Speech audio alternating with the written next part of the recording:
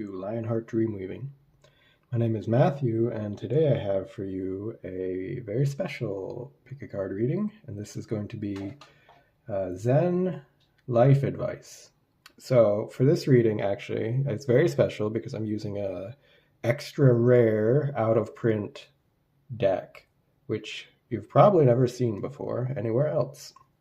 So this is the commercially available, very common Osho Zen Tarot. You've probably seen this before. If you're familiar with Tarot, it's very common, widely printed, widely available. One of my favorite decks anyway, in any case. But this one here, this is also an Osho Zen deck. This is actually the precursor to the commercially available one. And this has not been printed, not ever been mass printed as far as I know. It's very rare, and I have managed to get my hands on a copy of it by doing a favor for an OG in that community. So, yeah, the structure of this reading is that each one of these piles will have one of the Osho or the Zen Oracle cards here, and these are accompanied with a parable. A traditional Zen parable. So I will read that parable to you from the booklet, and then I will use tarot cards like normal to give a personalized message to deepen the meaning and personalize the message for you. Okay. So we're going to have 4 piles today, and quite ironically, we're using Monopoly pieces because, of course, capitalism and Zen Buddhism go so well together, don't you know? We have here, the first one is this dog. The second one is this cat carrying a bundle of money. Third is this snazzy business penguin, the suit in a suit. And fourth is the automobile. What is it? A Model T? Something. Old style automobile. Okay. So go ahead and pick your pile. Of course, if you want to listen to more than one, you're totally free to do that. But yeah, the timestamps for the piles will be found in the description box down below. So go ahead and click that, and I will see you there. Hello, pile number 1. Welcome to your Zen life advice reading. So we're going to go ahead and flip this Zen Oracle card here, and then I'll read you the story, and then we will deepen it with personalized tarot interpretation here. So we have ultimate accident. Okay. So I'm going to read you the story here. It says, "Be authentic in your search. Do everything for it. It is the thirst to know the original behind the reflection that makes you worthy of the ultimate accident." Okay, so that's the foreword here, and this is the story. Chiyono went from one monastery to another to take sannyanas to become a nun. But even great masters refused her because she was so beautiful. The monks would have forgotten God and everything. So, finding no way, she burned her face, scarred her whole face. And then she reached a master. He couldn't even recognize whether she was a woman or a man. Then she was accepted as a nun. She was so ready. The search was authentic. She was worthy of the accident. It was earned. She studied, meditated for 30, 40 years continuously. Then suddenly one night, she was looking at the moon reflected in the pail of water she was carrying. Even reflections are beautiful because they reflect the absolute beauty. A real seeker has so much that... A real seeker has so much in the reflection. It was so beautiful. Such music was there. That now a desire has arisen to know the source. As she was walking along, she was watching the full moon reflected in the pail of water. Suddenly, the bamboo strips that held the pail together broke, and the pail fell apart. The water rushed out and the moon's reflection disappeared, and Chinyono became enlightened. She wrote this verse. This way and that way I tried to keep the pail together, hoping the weak bamboo would never break. Suddenly the bottom fell out. No more water, no more moon in the water, emptiness in my hand.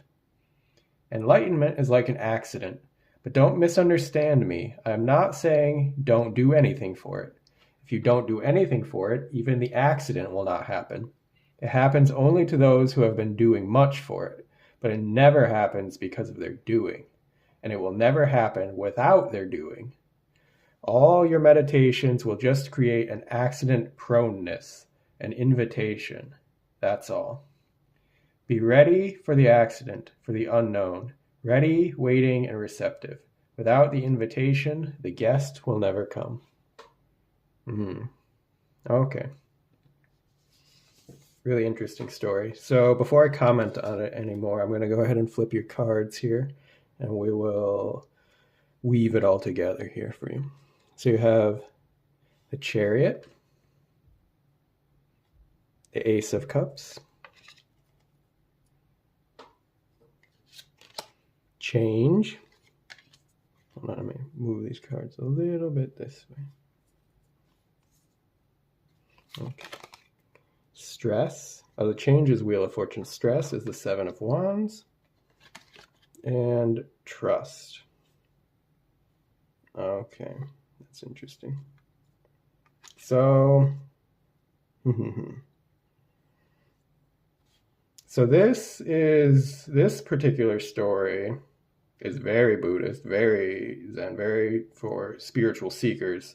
It's very particular to spiritual seekers, right? Because it's talking about the nature of enlightenment, the nature of that spontaneous insight, in the sense that it can't be forced. You can't grab at it. You can't, none of the efforts of seeking it actually ever work in that sense. But also paradoxically, without those efforts, it could never happen. Yeah. So with this Chariot, I'm definitely seeing it's a depiction of a journey, right? The Chariot in general represents like a journey, going on a journey here. And this is particularly, I'm seeing on this side, like the spiritual path, like really clearly, if you look here, the whole path they're going on, the cosmos is underlying this, right? And there's all the underneath the cobblestones, like it's actually like the spiritual journey here, mystical journey, I meant to say. So this is definitely the theme of what we're talking about here. But okay, so I'm focusing on this card here also. So this is like the Wheel of Fortune, Change. This is like it's the same energy going on here underlying the path that you've been on. So this is like, I'm almost getting the sense of like the Tao, right? Which is a very difficult concept to talk about because it's so logic defying. It's everything and nothing. It's the path. It's the way. It's just the way life flows, the way things unfold, the mystery of how that all happens. And yeah, so, and the things that are just like out of our control in a way as well. So this is talking about like the Change card in this particular sense. I'm getting like really there's like a sense of, again, accidentalness or happenstance, right? Like things happening beyond your control, which end up having a very significant meaning. So sometimes we call that like synchronicity in spiritual thinking or spiritual like paradigm, right? There's commonly called synchronicity. Or some people have this philosophy like everything happens for a reason, because you don't understand necessarily all of the weird twists and turns of life. But then when you look back at it on hindsight, you're like, oh my God, wow, like that really all lined up in a very meaningful kind of way. Uh, but here interesting. I'm seeing, because you have this stress card, right? And it's in contrast, like with the trust here. Like these are very complete opposite attitudes about this, which, I mean, it's very human, right, to hold two completely different feelings about it. And maybe sometimes you vacillate between these two things. Like sometimes, right, that you're really able to trust the process, trust the divine, trust your spiritual path. And then other times, your mind gets the better of you, or ego, sometimes people call it, or whatever. It gets the better of you, like this monkey mind here. And you you're taking things like very seriously, and or anxiety, like we're worrying about things, and it's wearing on you. It's a very uncomfortable experience, right? Like this person, they're doing too much. They're doing so much. That's in some American slang, sometimes they say it like that. You're doing too much. Like, yeah.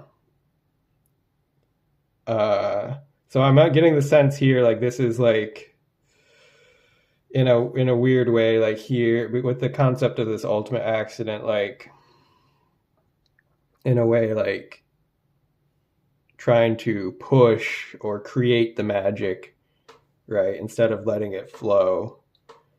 So this is like with the Ace of Cups, it's very much like a going with the flow process. The water is flowing, the Tao is flowing, right?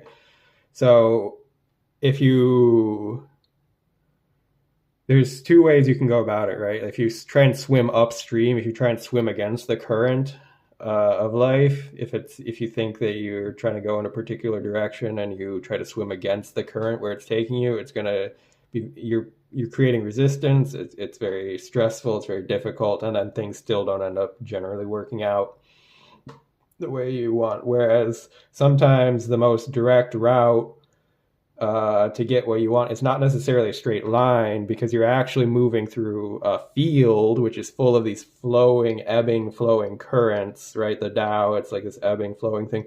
So the most direct path sometimes is not the linear line that it appears to be on a rational level, but it's to let those flows take you, right? To trust the process, trust the deviations, the twists and turns of the thing. Now, this can be, on a way, literal, like talking about the actual details of your practical day-to-day life and your mundane experience. Or this can be, again, like specifically talking about in a more esoteric or more metaphorical and like esoteric, like type of way, the spiritual path itself, like your own growth and evolution and increase in wisdom and enlightenment, if that's something that you're like very intentionally seeking. Like this woman, she was very intentionally seeking enlightenment to the point that she was willing to disfigure herself because she was so devoted to that path, and that was the only way to begin in a monastery, right? Of course, times are different now, so we're not talking about, you don't have to do things like quite so extreme necessarily, but it's just like a metaphor for the like level of devotion. But the thing is, yeah, so the thing is like that even then she still went like what, 30 or 40 years or something before she had the enlightenment moment. And it was when she finally like let go of trying to hold everything together, like this stress, like it's, or like we're trying to do everything right, you know what I mean? Like like, especially if if you have like a meditation practice or a yoga practice or something, there's like a sort of, especially in the Western mind, we have this urge to like, am I doing it right? Like, I need to perfect my technique. I need to meditate like the right way and like maybe control my thoughts in the right way or something, you know. But ironically, it's only when you do that so much that you become completely exhausted with it and just accidentally drop it that somehow the true realization, the true enlightenment can hit you. So, yeah, very interesting messages here. It's a very paradoxical thing. It's very subtle, like fine thing here to balance to strike, because you have to do the work, but doing the work doesn't work directly. You know what I mean? Doing the work just enables the possibility of a spontaneous, accidental enlightenment, in a way, moment of enlightenment for you. So I think that's all the messages from this reading. So thank you very much for listening. I hope it's been interesting or perhaps helpful in some way. If you'd like to comment down below, I always like reading your comments. And like the video if you liked it. Subscribe if you're new and you want to see more content in the future. And bye-bye for now. Hello, pile number 2. Welcome to your Zen life advice reading. So the way this is going to work is, first I'll flip the Zen Oracle card and I will read the parable to you straight from the booklet, because these Zen parables, they're best read like in the original voice from the original source. And then I will add some personalized messages and interpretation with the tarot cards to give you a little bit more insight and detail personal to you. So we have here repentance. Wow. Oh my gosh, it's so bloody and dramatic one. Okay. So we have here, I will read the story. It says, be aware, even when you make a mistake, that too can be an opportunity. When you realize that you've gone against your own truth, you've compromised what you feel in your heart, allow the tears to flow very deep, and they can be a transformation. Okay. So that's the foreword, that's the overview of the story, and then I'll read the actual story to you here. No man is comparable to Al-Halij Mansur in the Sufi tradition. Many people have been murdered in the past by so-called religious people. Jesus was simply crucified, but Mansur was cut into pieces.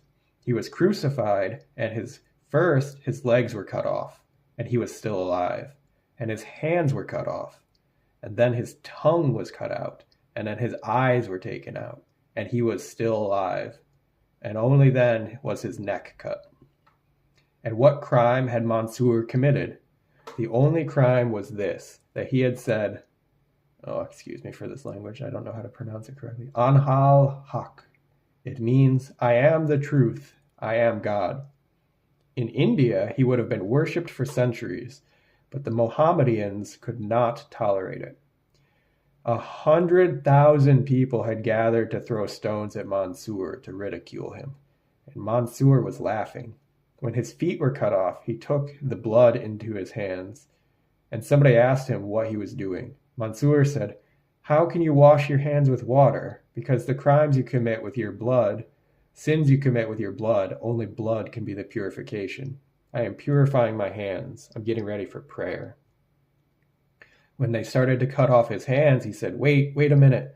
Let me pray now, because when my hands are no more, it will be difficult. So he looked at the sky and said to God, you cannot deceive me. I see you and everybody present here. You have come as the murderer, as the enemy. You cannot deceive me. In whatsoever form you come, I will recognize you, because I recognize you within myself. People were throwing stones and mud at him in ridicule, and Mansur was laughing and smiling. But suddenly he began to cry, because Shibli, his friend, his disciple, had thrown a rose. Again the people were mystified, and again they asked why. Mansur said, The people who are throwing stones don't know what they are doing, but Shibli knows. He has to know. For him, it will be difficult to get forgiveness from God. Afterwards, when Shibli was asked why he had thrown the rose, he said, I was afraid of the crowd. If I didn't throw anything, I was afraid they might get violent towards me. I could not have thrown stones because I knew Mansour was innocent, but I couldn't gather the courage also to not throw anything. The flower was just a compromise, and Mansour wept at my feet, at my fear, my cowardice. Mansour's tears changed Shibli completely, became a transformation for him. It took at least 12 years for him of wandering like a vagabond, a beggar, continuously weeping in his most heart-rending anguish. His whole life he repented. He would say, I have murdered Mansour. Nobody else was responsible, but I could have understood. I could have saved him, but I compromised with the crowd, and I threw a flower at that man. Repentance can become a very, very deep phenomenon in you if you understand the responsibility. Then, even a small thing, if it goes deep to your roots, if the tears come not only out of your eyes, but out of every cell of your body, it can become a transfiguration. That is what a master, only a great master, can do. A master goes on, while alive or while dying, or even when already dead, he goes on using every opportunity to transform people. Oh, wow. These Zen stories, man, they are really intense, I gotta tell you. Maybe I should have warned you about that beforehand. Okay. So I will comment on this in a moment. First, I'll just flip the cards here. There you have. Okay, you have 2 of Cups. You have 6 of Cups. You have 4 of these, actually. Oh my, you have the Master. This is an extra bonus card in the Zen Tarot deck, and it was just in the end telling only a great master can do this. Okay. This is a very powerful reading here. So, let's see, you have the Mind. You have Abundance, and you have, this Mind is the Page of Swords. Abundance is the King of Pentacles. And you have the Fool. Okay, hold on. Let me see if all of these can fit. I have to really push them together. Okay. So, this is a heavy one, guys. So it's talking about repentance. Now, this is a really interesting concept, that someone who is more wise and enlightened carries a much bigger responsibility,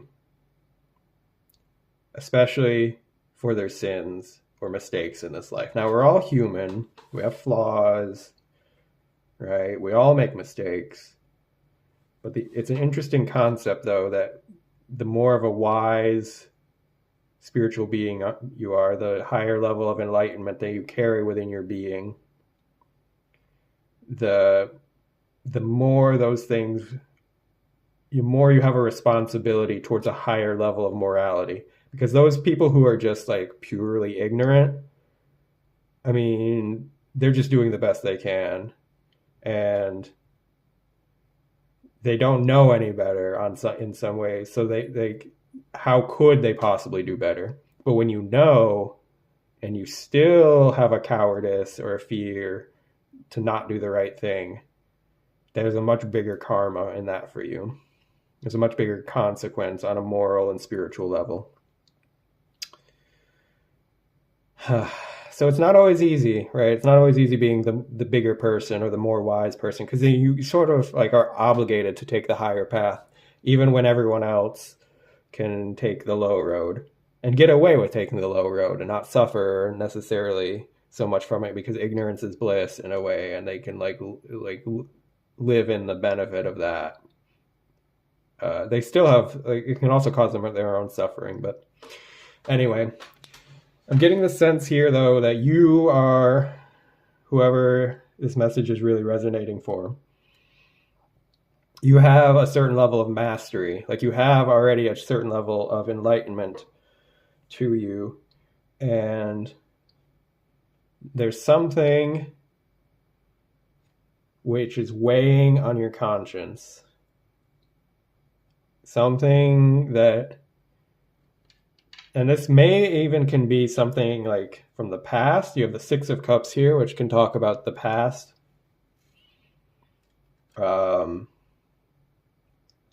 Perhaps for some of you, maybe even distant past, right? But like that, it's something like that you have done something that violates your own sense of morality. And in a way, like you have to repent for it.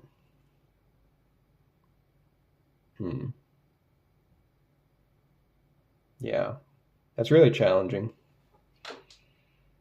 But it's like the story was explaining, though, there is a huge possibility for growth and evolution and like self-transformation by allowing that feeling to penetrate you much more deeply, right? Because on a certain level, like there's this mind card here, right? I'm seeing sort of progression of this going in the sense that this mind card is sort of sitting in here as a blockage, because like the kind of grief or the kind of like regret or such, I guess regret is probably the best word, that comes is not comfortable or easy to feel, right? You have these two very emotional, like feelings-based cards here, and like it's not easy to feel. And the ego, the mind, like this, it's a protection mechanism. It serves its purpose. It's a self-protection mechanism, and it can. Oh, whew, excuse me.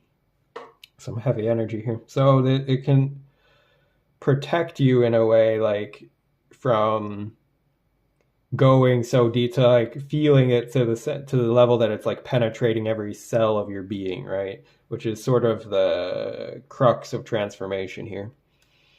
So it creates like a distancing from that feeling and like maybe rationalizations or like forgetting what happened or some other such things, right? Like defense mechanisms basically against the like really processing what's going on there. But I'm seeing though that like if this is resonating for you, like there will be something in your life where you know that you have unfortunately violated your own sense of morality, and you have to like fully allow yourself to feel the challenging emotions associated with that.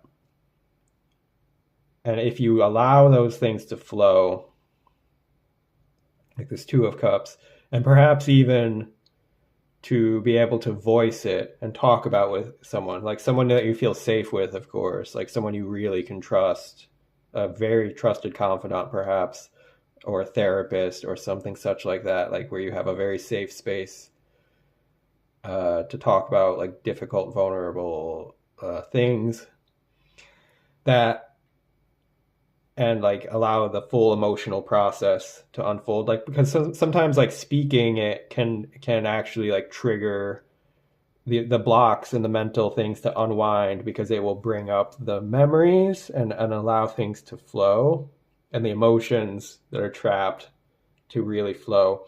And the thing is, it will be absolutely transformational in a positive way, like going forward into your future. Like this is like a fresh slate. This is like a clean slate and like a unlocking of a flow of much more positive energy, like really like a higher potential, like a higher manifestation of yourself at like a, even a higher level of abundance, like, but perhaps like even perhaps in a material sense, right? Like because emotional blockages like can sometimes affect how our material reality manifests even.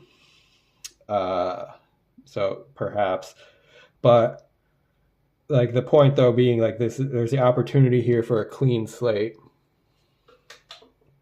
but it has to like go through the process of unwinding like this guilt or regret, and like perhaps even speaking it to allow the emotions to fully flow through you and penetrate you as deeply as they need to. And you have the wisdom and the capacity to do this. That's not the problem. Like you have a certain level of mastery that this is possible for you, and you have the wisdom to know if you need to do this and how to do this. It's just like the overcoming of the blockage and like having the first step. So I think that's all the message I have for you. If that resonates, yeah, I hope it's helpful. Yeah, meaningful. This was a little bit difficult one to pull through, and I imagine it's kind of difficult to feel and do. So you have my sympathy if this is you that I'm speaking to and this really resonates with you. So yeah, thank you for listening. And yeah, feel free to comment down below because I always like to read your comments. And yeah, like the video if you liked it. And if you're new to the channel and you want to see more content in the future, feel free to subscribe. And goodbye for now. Hello, pile number 3. Welcome to your Zen life advice reading. So here's the way this is going to work. First, I will flip the Zen Oracle card, and I'll read the parable to you straight from the book because these parables are important to get in the original form. But then I will do read tarot cards, add some tarot cards to give some more personal interpretation and detail for you. So we have here failure. Okay. Oh wow, you're so sad. Looks really sad. So you have these Zen cards are really heavy. I should put a disclaimer on this video. Okay. Failure. When you attempt to do whatever you do alone, separate from the whole, it becomes failure. Success is within God and with God. Okay, so that's the foreword, and this is the actual story. First, there's a poem. I talk to my inner lover, and I say, why such rush? We sense that there is some sort of spirit that loves birds and animals and the ants, perhaps the same one who gave a radiance to you in your mother's womb. Is it logical that you would be walking around entirely orphaned now? The truth is you turned away yourself and decided to go into the dark alone. Now you are tangled up in others, and you have forgotten what you once knew. And that is why everything you do has some weird failure in it. Okay. Yeah. Have you not watched it in your own life? All that you do goes on failing. You still don't see the point. You think you didn't do it as it should have been done. So you try another project and you fail again. And then you think that your skill is not enough. So you learn the skill and then you fail again. And then you think, the world is against me, or I am a victim of people's jealousies. And then you go on finding explanations for why you fail, but you never strike the real ground of your failure. Kabir says, failure means you minus God. You as you is the root cause of failure. Success is within God and with God. Sense the cosmic spirit, the Tao. The law that permeates the whole of existence, out of which you are born and to which you will one day return. Okay, that's the story. I will comment on it after I flip the rest of the cards here and get the messages for you. So you have Knight of Swords, Knight of Cups, 2 Knights.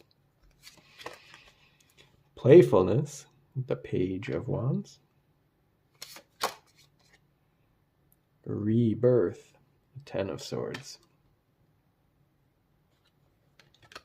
And new vision. Okay. Well, that's an interesting concept, isn't it? The nature of failure. And how when you try to do things from a certain paradigm, the kind of mindset and paradigm which is the default in our modern culture, right? That there's always, in some way or another, a weird type of failure in it. Even if you do succeed on one portion of it, then somehow on the other end of your life, it creates a failure. And I think if you're really honest with yourself, that you can see sort of how that principle works. But it's sort of mysterious and hard to understand when you're in it, right? Because when you're separated from the divine, you have only the very vaguest sense of what that problem really is. And sort of on the deepest level, everything you do is seeking that reunion with the divine.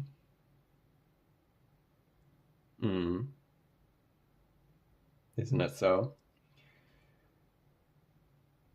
But you don't necessarily even realize that that's what you're seeking. Like, for example, like when a lot of people are seeking love and romance and relationships, like, what are they really seeking out of that partner, right? When people have such high ideals and hopes and expectations out of their love and romance, they're seeking a sense of wholeness, right? They're looking for a lot of people say they're looking for their other half, right? But they're looking for that because what they're actually looking for is union with the divine. And it's so deep, it's so unconscious, and it's so all pervasive. It's completely foreign to a mainstream Western culture, right? Whereas mainstream Western culture actually provides you the exact opposite of it. It's more ways to stay disconnected, more ways to stay distracted, right? And all of these create a sort of perpetual sense of failure and depression in people. Because even some of the most successful people in the material sense, people who become millionaires or billionaires, like, they are in a way chronically unsatisfied, many of them, because on a spiritual level, like, they're missing something. And they even can feel like failures on an emotional level or in their personal relationships or other like things, right?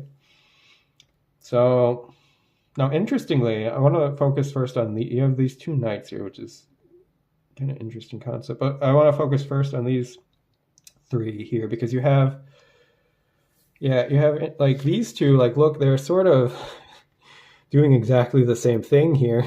Like, look at this.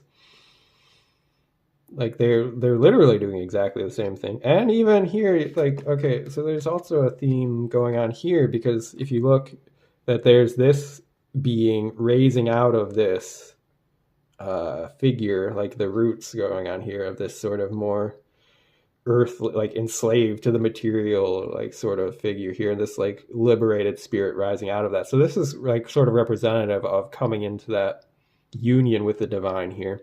And then you have this card, which is kind of the same concept here. It's coming out of like the unconscious into, well, the lion represents like rebellion from the mainstream, right? Rejection of the more toxic materialistic culture. And then, but that's not the end goal. Like, that's not the end state either. And then because there's still a level where you actually, again, like reach that like union with the divine child here. So there's like all three of these are sort of weaving into each other, because this is also like that divine child, that like that playful spirit, like when you really are operating in full union with the divine, life becomes a game in a way. Like, you really sort of start to understand that even the more serious parts of our life, like if you can approach them like in a truly enlightened way, like it's all sort of play. It's all like a divine dramedy, comedy, drama, like the dramatic parts. Even you can bring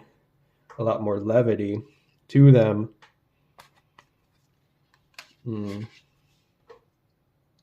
And that's sort of actually the secret to success here.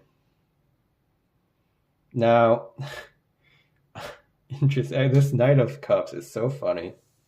Like, if you look at this guy, I guess it's supposed to be a grown man, but it does not look like a grown man to me. Like, it looks like a baby.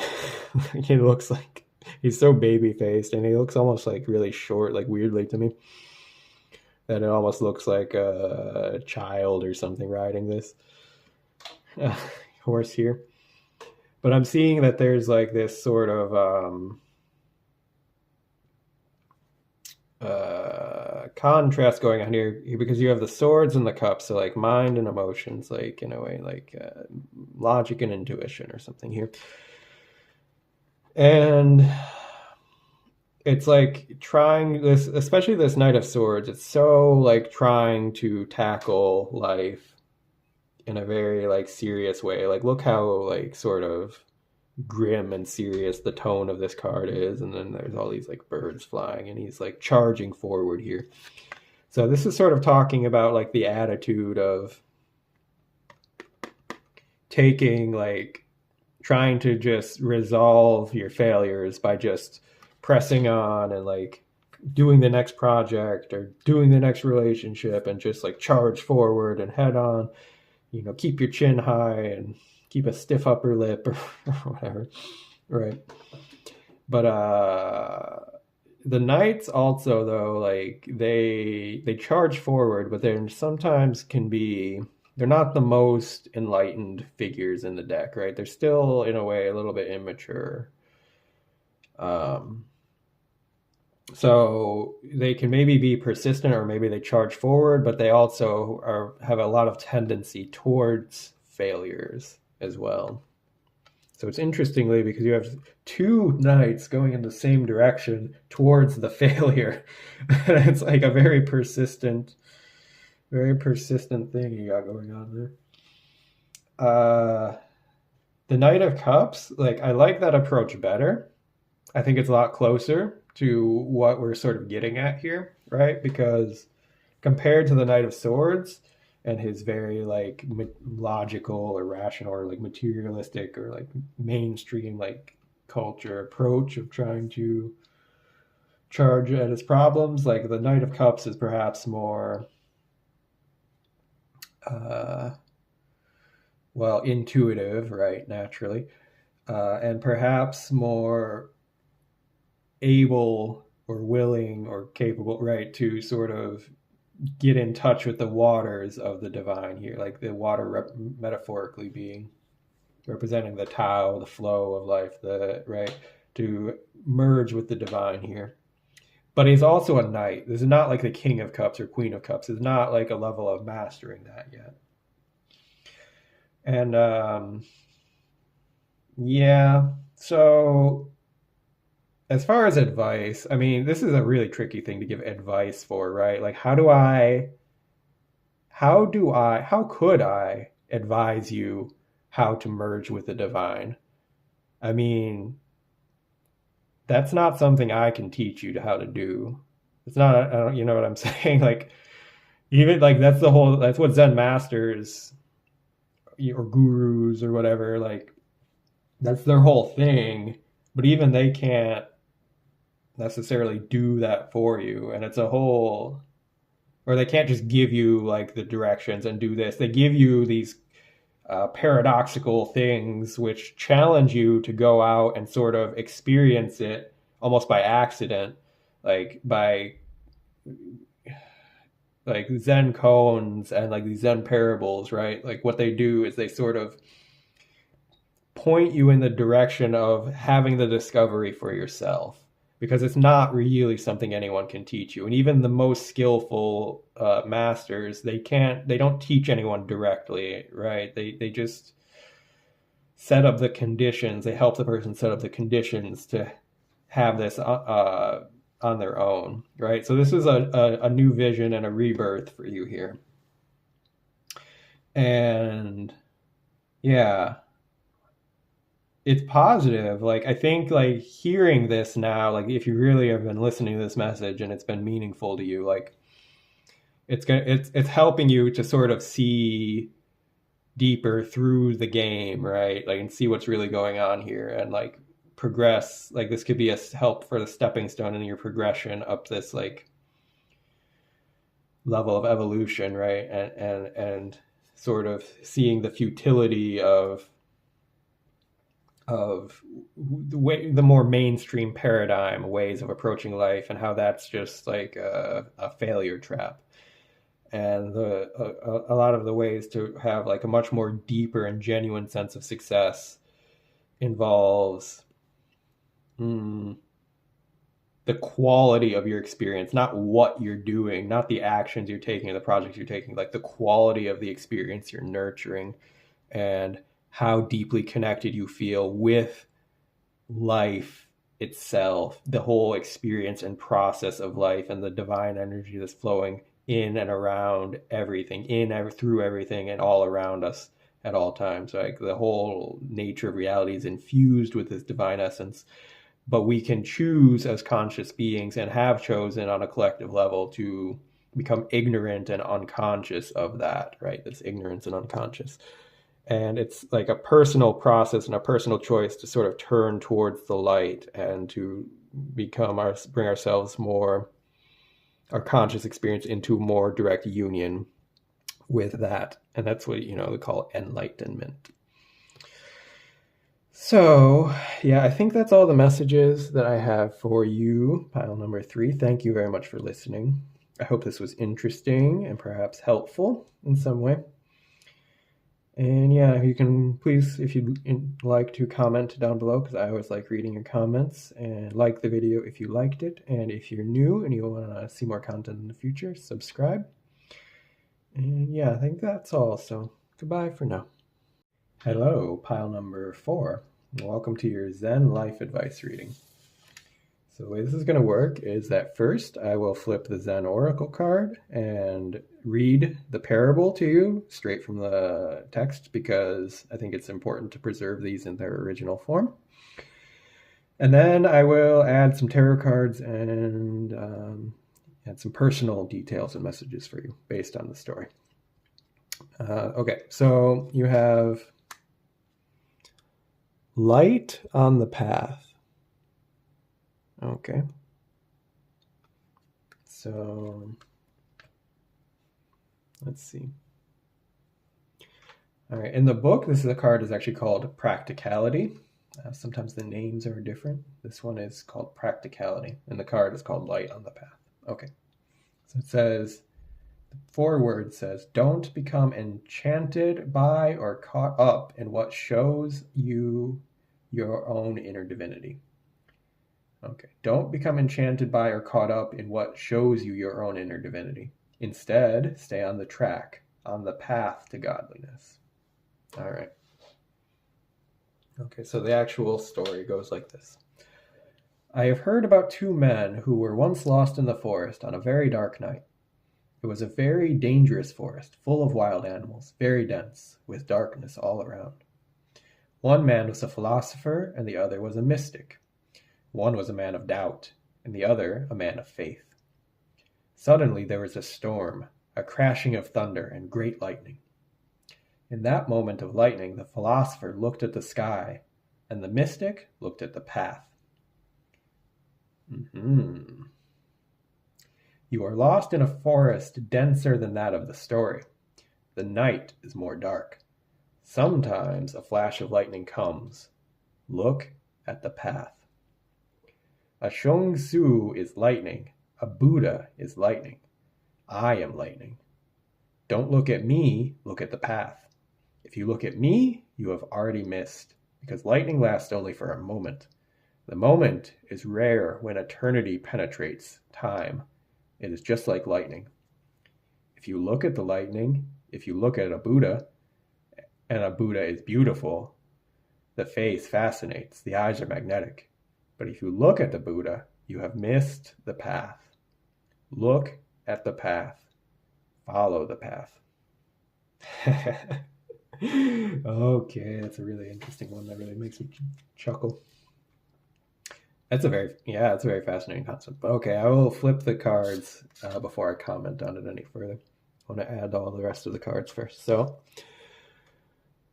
you have Queen of Wands. Oh my gosh, no, you have the Hermit. This is literally like the light on the path. Oh my god. Okay. Sorry, freaking out a little bit. You have Control. All right, interesting. Conditioning. And Celebration. Wow. Okay, what do I say about this? So, I mean, first of all, I'm just really struck by the fact that we're talking about the light on the path, and you have the Hermit, which is literally like the concept of shining the light to reveal the path through the darkness. But so interestingly, so yeah, this is a very tricky concept for people, because especially, if something is for them an enlightening and it comes through the experience of another human being, right? Like if you find someone to be very wise or enlightening, or in some sense, like this Queen of Wands is very like that, like that she can be very charming, charismatic, magnetic. If you get caught up, and it's very human to do this, okay, but if you get caught up on focusing on that person, you will miss all the potential for spiritual growth and very easily could be led astray. And it's a very human thing. And even also, the wisest, most enlightened spiritual gurus are also vulnerable to this. Even Osho himself, the guy who made this deck, arguably, he got distracted a bit from the path, from the spiritual path, by shiny, glimmery, material things. In his case, right, he had an obsession with whatever cars. He had like 17 fucking I forget what type of car, but anyway, stupid. Yeah, so but I think it's the concept, right, that like wisdom, like the source of wisdom that's providing you with a moment, a flash of enlightenment. It's important not to get preoccupied by that person or thing, and instead focus on internally. Like, look, her eyes are closed, like she's pretty wise. Like her eyes are closed. She's focused on her inner world here. She's focused on the spiritual journey that she's going on, right? She's not getting distracted. But this guy is focused on her, right? Like he has the light, but he's getting distracted looking at this very magnetic, charismatic woman. So now you have these three cards over here: the Control, Conditioning, and Celebration, right? Okay, so these two are, in this case, pretty much one and the same energy, or like merging into the same. Like I'm seeing all these sheep sort of going into like the clouds of this card, and it's sort of talking about like the trap that we're trying to escape here, or like the conditioning of the material world and the mind control that we're put under. If you don't know how much mind control we're put under this world, I don't know what to tell you. Like I don't even know like why you're listening to my channel. No, I'm kidding. But like there's a very severe amount of mind control that goes on through media, public media, social media, mainstream media, like these are all functionaries of mind control, which purpose is to enslave us, disempower us, separate us from each other, from our deeper self, from the divine, from our own power. Yeah. Divide and conquer. Right? That's the name of the game. And so we have all suffered this to a great degree because we were all born and indoctrinated into these cultures where it's so all pervasive, these systems of control and mind control and conditioning and trauma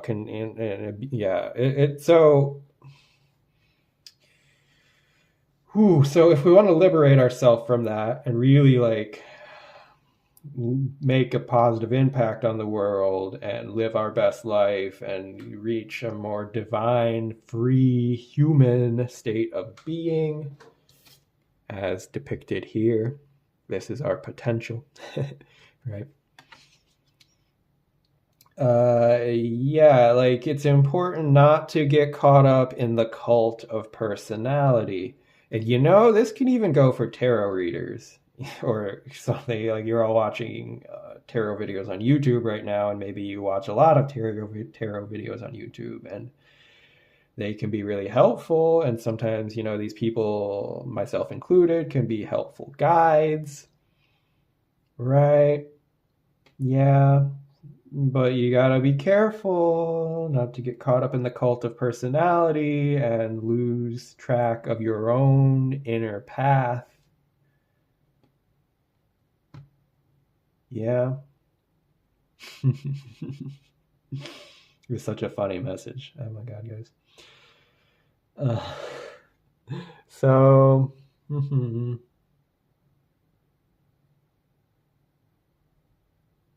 I mean, these cards are interesting. Like, they're both holding wands, right? They're both holding wands, even though this guy is the hermit, right? But he's holding the same kind of wand that she is. But yeah, he's also got these symbolisms here with the Kundalini, right? He has the snakes on his wand and then this, like, sort of this golden egg. So I think that the message here is that